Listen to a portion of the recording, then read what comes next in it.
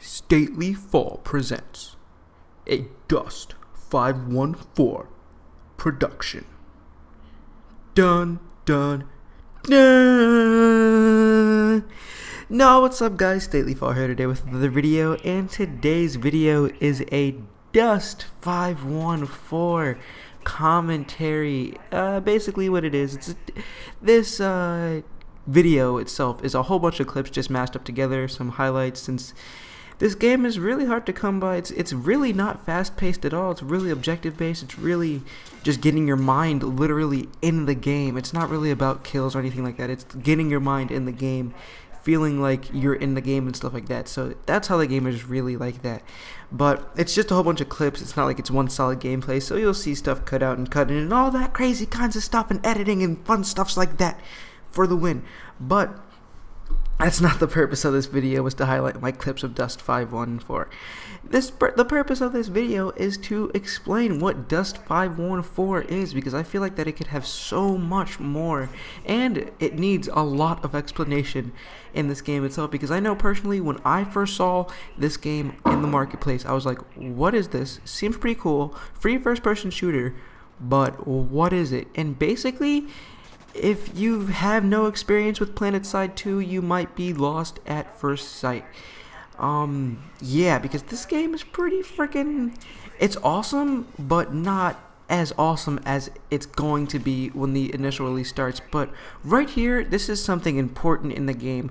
What I am doing is I am hacking this basically missile turret, but for now I'm just going to call it a flag. I'm hacking a flag so that we can capture that missile turret or flag, and that missile turret can shoot to the MCC or the mobile command center, the enemy's MCC or the mobile command center, because both sides has an MCC, both the my team, the friendly team, and the enemy team. As you can see in the top left hand corner, you can see the health of both the enemies and your MCC, and that's pretty useful. And the way you pretty much just go up to these places. There can be a range from like 3 to 5 of these places where you can like hack them and capture them to your own advantage. There can be a range from 3 to 5 on any given map, and so it can get pretty hectic trying to control 5 stations at once or more. And it's really hard, but it's really fun to get into it. And basically, the way that MCCs work is that at the beginning of the round, your MCC is spawned with shield protection and health. But just a quick note, I did change weapons and a little bit about weapons later on in the video. But let me finish about MCCs and stuff like that. At the beginning of the round, your MCC is spawned in with shield and health. And as you guys probably have guessed by now, you have to take down the shields before you can do any initial real deal damage to the MCC. So obviously it takes a little bit of time, but the more of those like beacons or whatever you hold at once, obviously the easier it is to set down shields. And you cannot like personally shoot shields from a personal gun. I haven't tried any anti-aircraft or anti-vehicle weapons at like targeting it at an MCC. That might help a little bit, but definitely not as much as these missiles. Alright, to weapons. One of the most interesting and one of the best characteristics of this game has to be the fact that it is a 1000% not pay to win game. What does pay to win game mean if you don't play free to play games? Pay to win basically means that in order to get the best stuff, or in order to get some of the best stuff the fastest, you pretty much have to pay for the game. And although sometimes there actually isn't a way to get in-game currency in a way so that you can get the better stuff, but in this game, in order to get any weapon in any vehicle, I guess I should explain how that works too.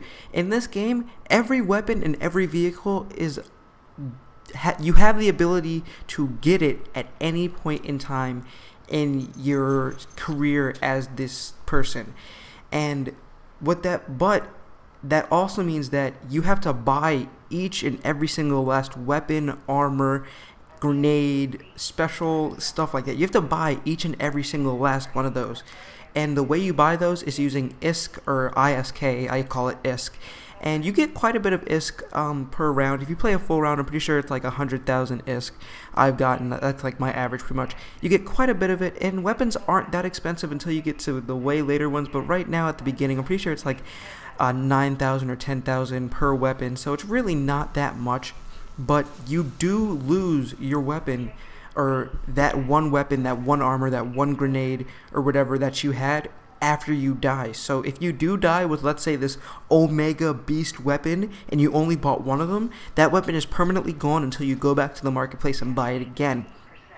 So it's really, really weird, but it's really awesome, because that also means that you have the potential to buy some of the best stuff after like 2 or 3 rounds of this game, and you can really go at it and not be at a total loss against other people that have been playing for like weeks and weeks and have all this ISK and all this money and stuff like that. And it's a really cool game, and I got ran over, sadly. But also, I don't think I mentioned this yet. This is a PS3 free-to-play exclusive. Some of the best words I have ever said in a sentence. So, only available to my PS3 players. Holla at me, Statelyfall on PSN. Let's go. We can play Call of Duty anytime, pretty much. Anytime during the weekends, pretty much. But this is pretty much the end of this video, guys. If you haven't played Dust before, I would totally recommend you getting it. It's like a 1.4 gigabyte file. Shouldn't take that long. If it does, just leave your PS3 on overnight and download it like that. But I totally 100% recommend playing this game. Even though it's only in beta, this game can only get better. So I totally 1000% recommend getting this game if you're on PS3. That's the end of this video. A little announcement. If the Crysis 3 open beta is still open tonight, then I will have Crysis 3 beta stuff tomorrow. Bye, guys. Mission accomplished. Hostile MCC destroyed. Area secured.